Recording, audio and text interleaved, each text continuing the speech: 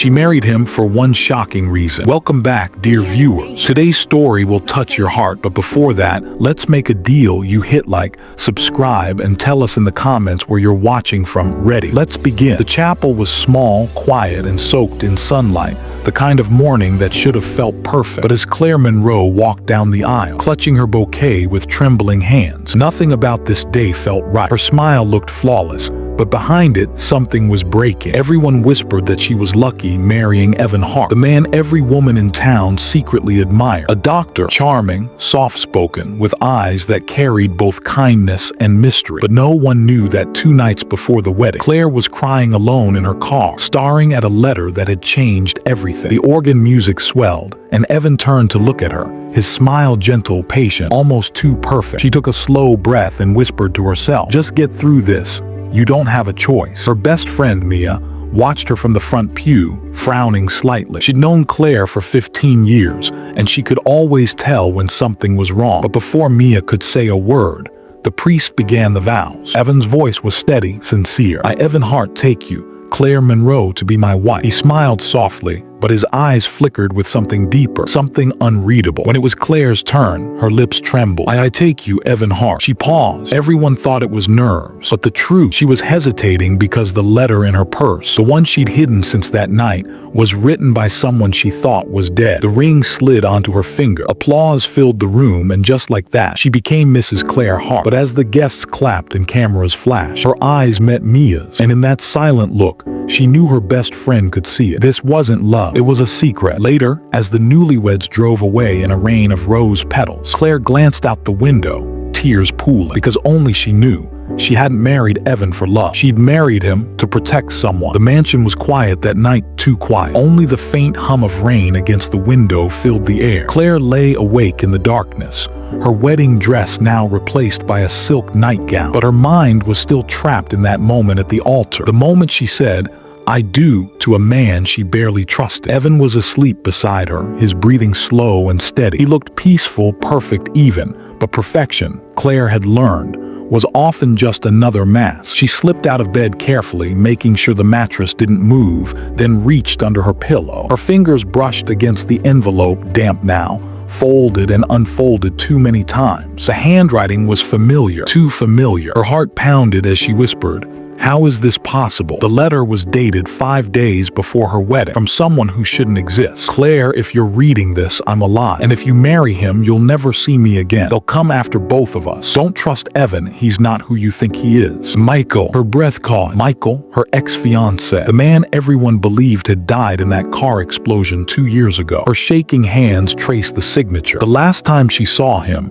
he'd been holding her hand on a rainy night, promising to come back after one last job. Then the call came, the explosion, the body, the funeral. She buried his ring herself. But now this letter. It wasn't a prank. It wasn't possible to fake that handwriting. Tears welled in her eyes as she sank to the floor. "You can't be alive. You can't." Suddenly, a soft sound broke the silence. Footsteps. She froze. Evan's reflection appeared in the window behind her, half shadow, half light. He spoke softly, voice calm but heavy. "Can't sleep." Claire quickly shoved the letter beneath her pillow again. Just couldn't. He walked closer, his silhouette moving like a ghost through the dim light. "You've been restless all week. Is it the wedding stress?" She forced a smile. "Maybe." Evan's eyes lingered on her face a second too long, as if reading thoughts she didn't want him to see. Then he smiled faintly. "You'll get used to it here. It's a big house, but you're safe with me." Safe? The word echoed in her head like a warning. When he went back to bed, Claire sat alone in the dark for what felt like hours, staring at the rain, at her own reflection, and at the ghost of a man who might still be alive. The next morning, as Evan left for work,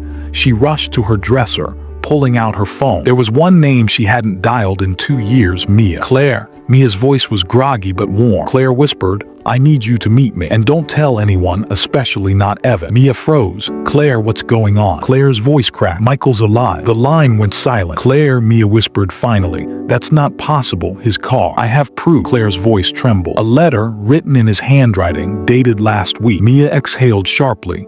"Oh my God." Claire's voice lowered. "He warned me not to marry Evan. Said it would put him and me in danger." Danger from what? But Claire didn't have an answer. All she had was a fear she couldn't name, and a husband she couldn't trust. As she hung up the call, she caught a reflection in the mirror, the window behind her slightly open, and outside, parked across the street, a black SUV, windows tinted, engine running. Someone was watching. Claire slowly closed the curtain, her hands trembling, whispering to herself, "What did I marry into?" The morning after the call, Claire couldn't shake the feeling of eyes following her. Every curtain she lifted, every mirror she passed, she swore someone was there, watching, waiting. By noon, the sky had turned gray again. Evan had left early for a meeting downtown, the kind that never seemed to end. Claire stood by the window, peeking through a narrow gap in the curtain. The black SUV was still there, same spot, same tinted windows, same silent engine. Her phone buzzed. A text from Mia. "I'm outside. Don't look through the front door, go out the back." Claire's heart raced as she grabbed her coat and slipped through the kitchen. The rain had turned the garden soil to mud, and her shoes sank slightly as she moved. She met Mia by the back fence, both women wrapped in fear more than the cold. Mia's eyes widened when she saw Claire's face. "You look like you haven't slept in days." Claire whispered, "I haven't. He's hiding something, Mia. I can feel it." They got into Mia's car, a small silver sedan, and drove away without headlights until they reached the edge of town. Only then did Claire pull out the letter again. The paper was creased, water-stained, but the ink,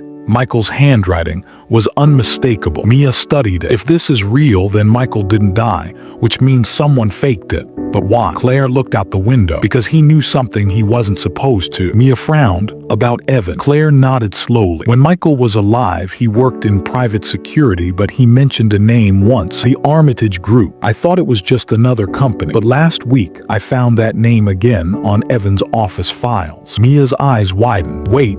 Evan works for the same people Michael did, or the people who killed him. Silence filled the car. The rain had turned into a storm now, heavy and relentless. The wipers struggled to keep up. Suddenly Mia tensed. "Claire, don't turn around." Claire froze. "What?" Mia's voice dropped to a whisper. "He's behind us." The SUV. Claire's pulse thundered in her ears. She glanced in the side mirror. A dark shape trailing them, lights off, matching every turn. Mia hit the gas, swerving onto a side road. The SUV followed. "Drive faster," Claire shouted. They tore down the empty lane, wind and rain roaring outside. Then just as suddenly, the SUV stopped.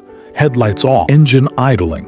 Watching. Mia pulled over behind an abandoned gas station, both women gasping for breath. Claire's hands were shaking as she whispered, "He's not trying to stop us. He's following." Mia turned to her. "Claire, you need to tell me everything from the beginning. Why did you marry Evan?" Claire looked down at her hands, her engagement ring glinting faintly in the dim light. "Because someone told me to." Mia's face went pale.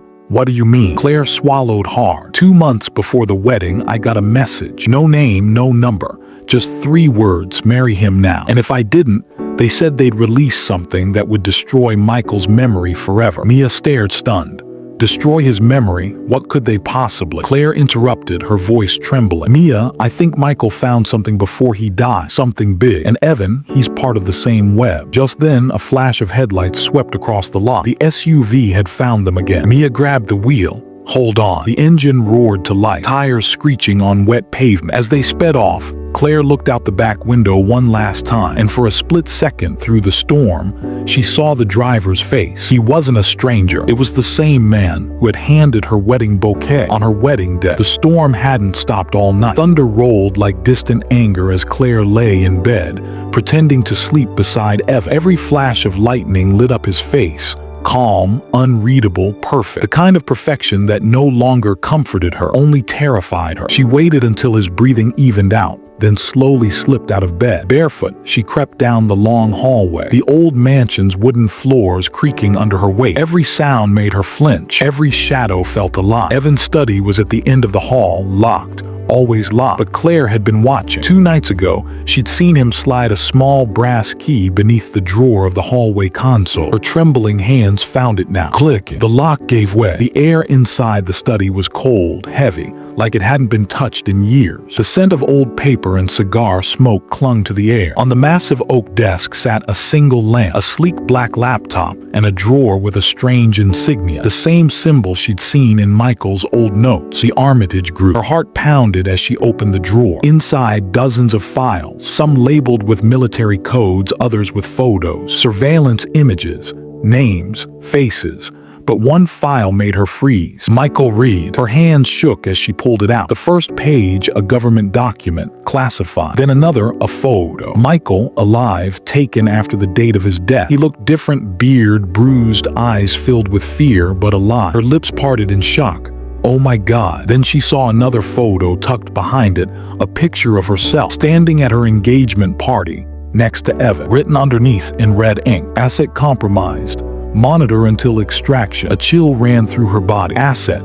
That's what they called her, not a wife, not a woman, a project. Suddenly the laptop screen blinked on by itself. Claire froze. A blue light. Then words appeared typing on their own. You shouldn't be here. Her breath caught. Evan, she whispered. But the typing continued. They're watching you. Leave the house now. She staggered back, her mind spinning. Who are you? No answer, just a final line. Michael didn't die, he escaped. Then the screen went black. Footsteps echoed in the hallway. Slow, heavy, getting closer. Claire's pulse raced. She shoved the files back into the drawer, locked it, and slipped behind the curtains just as the door handle turned. Evan stepped inside. His eyes scanned the room, then stopped on the desk. He walked closer, his reflection catching in the window right beside her hiding spot. He stared at the laptop for a long moment, then whispered, almost to himself, "Not again." He closed the laptop gently, set down a glass of water, and turned off the light. For a full minute, Claire didn't move, not even a breath. Only when his footsteps faded down the hall did she finally step out, her heart in her throat. As she left the study, something sharp crunched under her foot, a small piece of paper.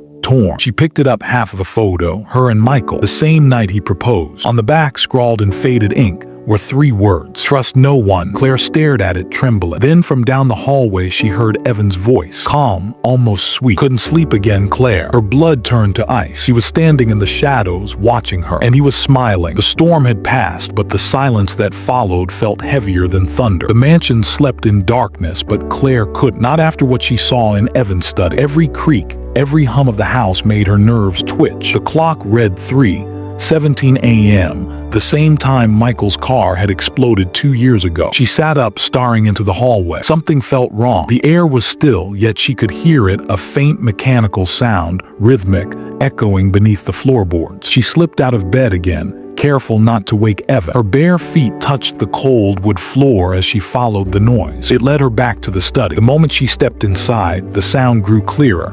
A low hum, like a machine hidden deep underground. Claire grabbed a flashlight from the desk drawer and crouched beside the rug. The ornate Persian pattern looked slightly uneven. She tugged at the corner and the carpet lifted easily, too easily. Beneath it, she found a square outline carved into the floor, a hidden trapdoor. Her breath quickened. She wedged her nails into the groove and lifted. The hinges groaned, and a gust of stale, cold air rushed up. The smell, metal, dust, and something faintly chemical. A narrow staircase descended into darkness. Every part of her body screamed to stop, to run, to wait for morning. But something stronger, curiosity, fear, and the memory of Michael's warning pulled her forward. She stepped down slowly, the wood creaking beneath her. The light from her flashlight flickered against the walls, concrete, lined with pipes and wires. Halfway down, she saw a metal door slightly ajar. Inside was a small underground room filled with monitors, cables, and files. Old surveillance footage played on loop,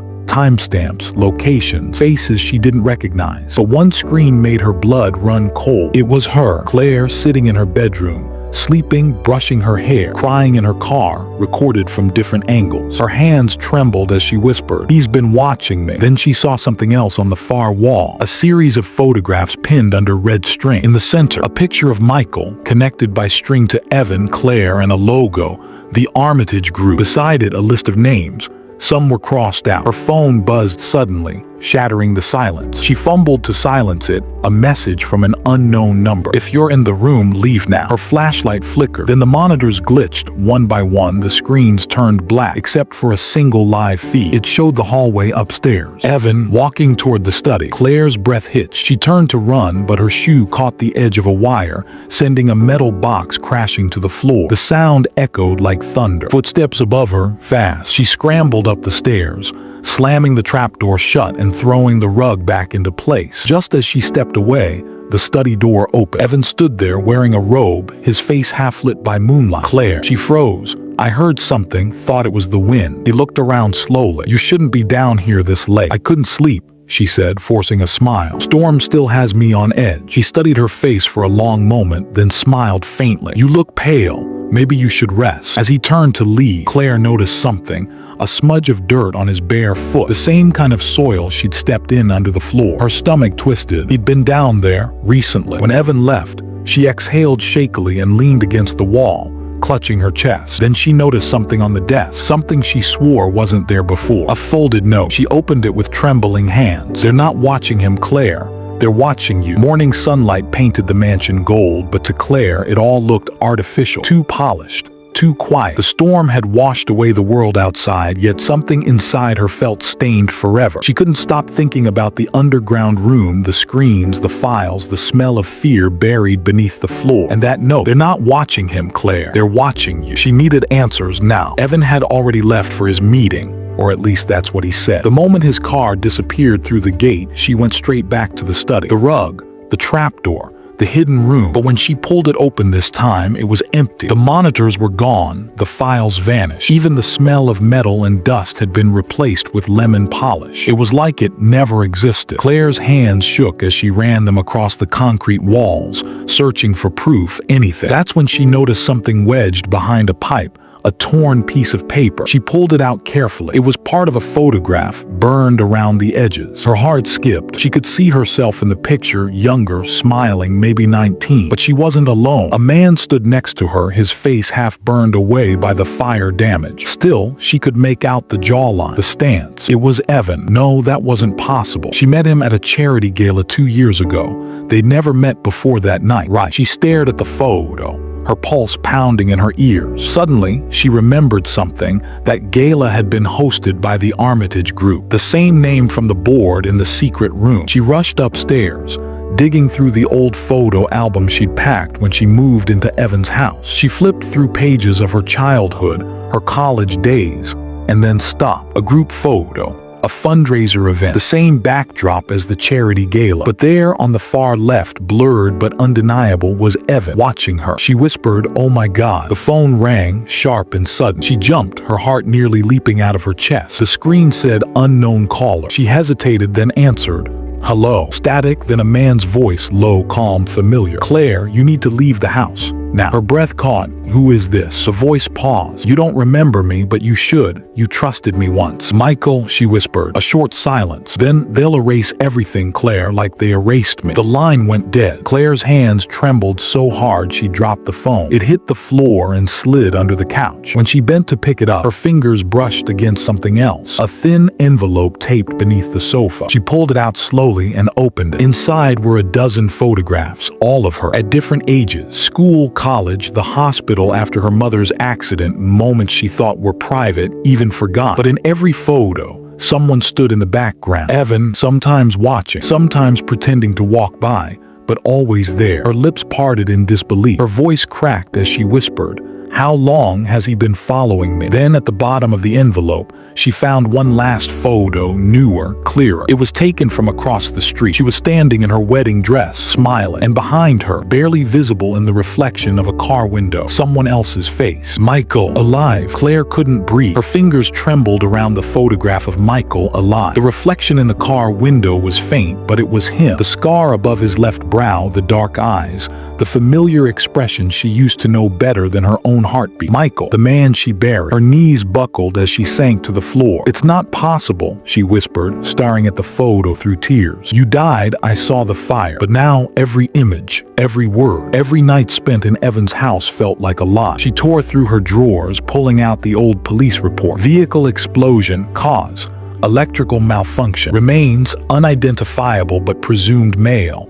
Presumed, not confirmed. The word mocked her like a whisper from the grave, and suddenly all the pieces began to shift. Evan's convenient timing, his obsession with her safety. The security cameras, he said, were for protection. The basement filled with surveillance footage. Maybe Evan wasn't protecting her. Maybe he was protecting something about her. Claire grabbed her coat and keys, heart pounding as she left the mansion. Rain had begun again, light but cold. She drove toward the old industrial district, the same area where Michael's car had exploded 2 years ago. The police had closed it off back then, but now the gate hung open, rusted and forgotten. She parked and stepped into the silence. The air smelled like burnt oil and dust. The blackened concrete still carried scars from the fire. She knelt down where the car had been found. the charred outline still faintly visible. That's when she noticed it. A metal tag half buried in the ash. She brushed off the dirt and froze. It wasn't a car part. It was a hospital bracelet. Her name was on it. Claire Whitmore. Date, 1 week before the explosion. Her blood ran cold. She didn't remember being in any hospital that week. Before she could process it, headlights flared behind her, a car pulling up fast. She shielded her eyes, heart racing. A figure stepped out, umbrella in hand. The voice that followed sliced through the rain. Claire, you shouldn't be here. It was Evan. She stumbled back, clutching the bracelet. You followed me. He sighed, almost tired. You're not safe out here. I told you never to come to this place. Her anger flared through the fear. You mean the place where my fiancé died?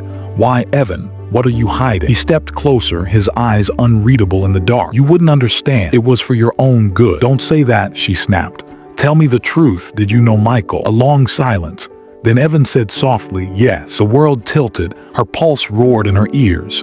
You knew him. Evan's voice broke slightly. I didn't just know him. He was part of it, Claire. He was part of the Armitage group. And so were you. Her breath caught. What are you talking about? Before he could answer, a distant noise echoed, an engine, tires screeching on wet asphalt. Evan's face hardened. They found us. Who? She cried. He grabbed her wrist. Get in the car. She pulled away, panicked. No, not until you tell me what's happened. Evan's voice turned desperate. Michael isn't dead, Claire. But if you want to live long enough to see him again, you have to trust me right now. Behind them, black SUVs appeared through the rain, their lights slicing through the night like knives. Claire's mind spun. Michael alive, Evan lying, the Armitage group watching. And as Evan shoved her toward the car, she saw it on the SUV's hood. The same logo from the board in the basement. The Armitage group. Evan hit the gas as bullets shattered the windshield, and Claire screamed as the mansion disappeared behind them. The night bled into dawn, but Claire barely noticed. Her mind was racing faster than the car Evan drove. Rain streaked across the windshield like cracks in reality. The wipers thudded in rhythm with her heartbeat. Evan, talk to me, she demanded, gripping the seatbelt. What do you mean I was part of it? What the hell is the Armitage group? Evan's jaw clenched, his knuckles whitened around the steering wheel. They're not what you think. They were researching something: memory, identity, control. You were one of their subjects, Claire. Her voice broke.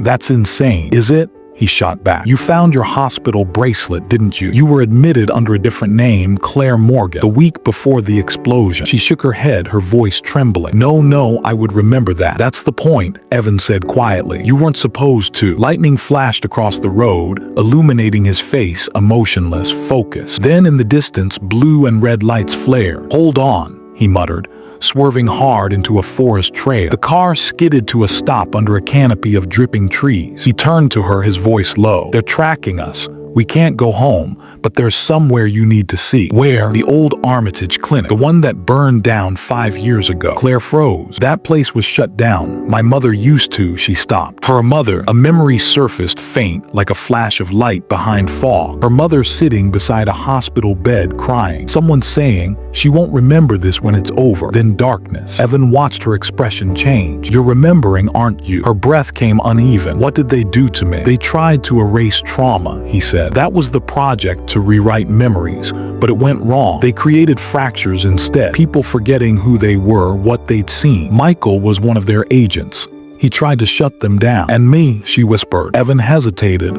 You were the test case. Claire's blood turned to ice. You're lying. He reached into the glove box and pulled out a small black USB drive. This will prove it. It's your file, Claire. Your sessions, your signature, your voice. She snatched it from his hand and stepped out of the car. Rain poured down as she walked toward the headlights. You used me, she screamed. Both of you. What was I to you? An experiment. Claire, stop, he shouted, following her. I tried to protect you. She spun around, eyes wide. Then why do I feel like my whole life was designed by someone else? Before Evan could answer, headlights cut through the trees, more SUVs. The same black vehicles, the same logo. Evan grabbed her arm. We have to move now. They sprinted through the mud, branches tearing at their clothes, until they reached an old iron gate, bent, rusted, overgrown with vines. A weathered sign hung sideways. Armitage Neuropsychiatric Research Facility. Restricted access. Claire stared at the building beyond the gate, charred walls, shattered windows, a tower of ash and secrets. Evan whispered, this is where it started. As thunder cracked above them, Claire looked at the ruins and felt a strange pull, like her mind was trying to drag her backward through time. And then she heard it, a faint voice from inside the ruin, soft, familiar. terrifyingly familiar. Claire, it's me. She froze. Michael. Evan turned pale. No, that's not possible. But the voice came again, closer this time. You were never supposed to remember. Claire's flashlight flickered, and for a brief second, she saw a figure standing in the doorway of the burned clinic. A man, soaked, breathing, watching her. Michael, alive. The burnt remains of the Armitage clinic loomed like a scar in the forest. Its walls were cracked open, skeletal, whispering with the sound of dripping rain. Claire stood frozen at the gate, staring at the figure in the doorway. Michael. He was thinner, his face lined with exhaustion, his eyes dark with something she couldn't name, guilt, maybe, or fear. The rain traced down his jaw as he stepped forward, his voice low and almost broken. Claire, you remember me now, don't you? Her throat went dry. You're alive. Michael stopped a few feet away, studying her like someone seeing a ghost. I had to disappear. It was the only way to keep you safe. Evan's voice sliced through the tension. Don't listen to him. He's the reason all this started. Michael glared at him. You still working for them? I'm trying to undo what you did. Evan snapped. Claire looked between them, rain soaking through her coat. Stop. Both of you. What are you talking about? What did you do to me? Michael took a step closer. You volunteered, Claire. You wanted to forget. Her stomach twisted. Forget what? His voice softened, almost like a confession. Your mother's death wasn't an accident. You found something in her files, evidence that the Armitage group was using patients for unauthorized memory trials. You were going to expose them. She shook her head, trembling. No, I would never. You did, Michael said quietly. You went to the press. The next day there was a car crash. Your mother didn't survive. You blamed yourself. You couldn't live with it, so you begged me to make it go away. Her pulse pounded in her ears.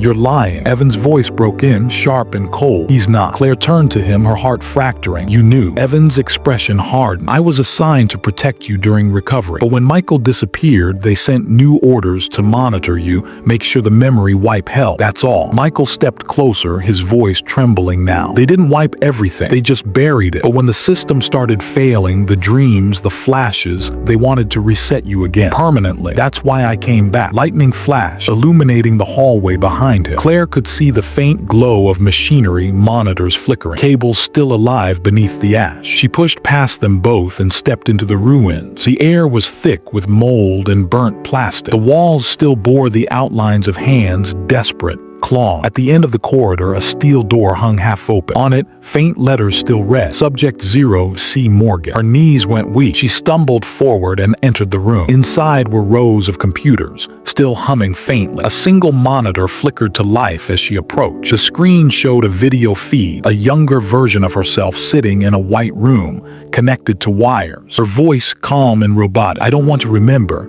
I want to start over. Michael's voice off-screen replied. You understand this can't be undone. I don't care, her past self said. Just make it stop. Claire covered her mouth as tears flooded her eyes. No. Michael's reflection appeared beside hers in the monitor's glow. You asked me to erase it all. I tried to give you peace, but they turned you into something else. An experiment they couldn't control. Evan's footsteps echoed behind them. And now they'll do it again if we don't destroy this place. Claire turned to face both men. The one who made her forget and the one who kept her in the dark. Then let's finish it, she whispered. But before they could move, a low hum filled the air. Lights flickered on one by one. The screens on the walls glowed with a single message, repeated over and over. Subject 0. Memory reactivation in progress. Claire's heart stopped. The doors slammed shut, and on the screen, her own image smiled. Hello, Claire. Ready to begin again. The room pulsed with light, white, blinding, mechanical. The hum of the machines grew louder, vibrating through the walls. Claire clutched her head as a stabbing pain tore behind her eyes. Her memories, all of them, were unraveling at once. Michael ran to the control console, smashing at the keys. It's reactivating her neural sequence. It's rewriting everything again. Evan pulled at the locked steel door, shouting, Can you stop it? Michael's hands trembled, not without triggering a full wipe. If I cut the power now, she'll lose everything permanently. Claire gasped, collapsing to her knees. The world around her flickered, the clinic dissolved, replaced by flashes of her past. Her mother's laughter, the smell of smoke, the sound of sirens. A woman screaming her name, then silence. In front of her stood her younger self, barefoot, eyes wide and empty. You wanted to forget, the younger Claire whispered. Why are you fighting now? Tears burned down her face. Because I deserve to remember. The younger version smiled faintly. Then remember everything. And suddenly the memories came like a flood. The fire, the car crash, her mother's hand slipping from hers. The voice that promised peace through forgetting. Michael's voice. She screamed. The lights shattered overhead. Sparks rained down as Michael rushed to her side. Claire, listen to me, you have to choose. The system is feeding off your consciousness. If you don't take control, it will rebuild you the way they want. Her eyes opened, glowing with reflected code, fragments of memory spinning across the screens. I see it now, she whispered. The group didn't want to erase pain. They wanted to control it. Evan grabbed the emergency switch.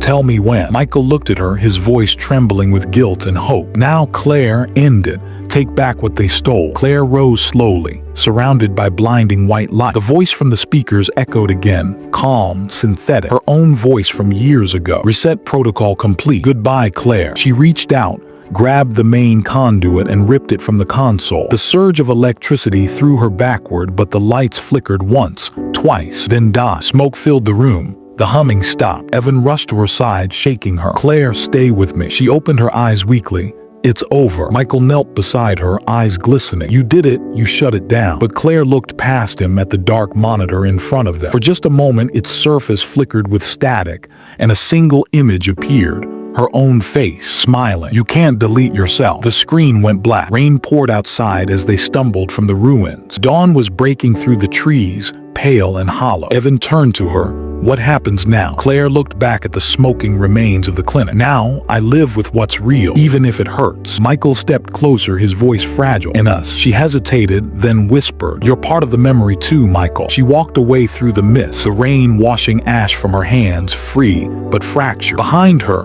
the ruins of the Armitage Clinic sizzled and sparked one last time. Deep inside in the darkness, a small red light blinked to life again. System reboot. INITLIZD. Subject 0, online. The days after the fire blurred into silence. The forest was sealed off, the clinic reduced to rubble, and the name Armitage quietly erased from every record. Yet for Claire, the echoes never stopped. She woke in a hospital bed, white sheets, sterile light. Her mind felt lighter, cleaner. For the first time in years, she could breathe without feeling like she was living someone else's life. But beneath that calm, something pulsed. A low hum, steady as a heartbeat, deep inside her skull. Doctors told her she was lucky to be alive. No family listed, no records found. Just her, a woman without a past again. Michael and Evan were gone. No trace, no bodies, no mention in any report. Only a short note left on her bedside table in handwriting she recognized but couldn't place. You stopped the system, but it stopped watching you for a reason. For weeks, Claire tried to rebuild a normal life. Coffee shops, books,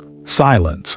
She even laughed again. But sometimes when the world grew too quiet, she would hear it, a faint whisper just at the edge of hearing. Her own voice. Memory restored. Protocol active. One night, unable to sleep, she sat at her kitchen table and turned on her old phone. It should have been wiped clean after the fire, but a single video file blinked on the screen. Subject 0, log 02. Her hand trembled as she played it. Static filled the screen. Then her own face appeared, calm, detached, eyes glowing faintly in the dark. If you're watching this, the recording said, the reset failed. You didn't destroy the system, Claire, you became it. The screen went black. The phone buzzed once. Then a new line of text appeared. Reboot sequence stable.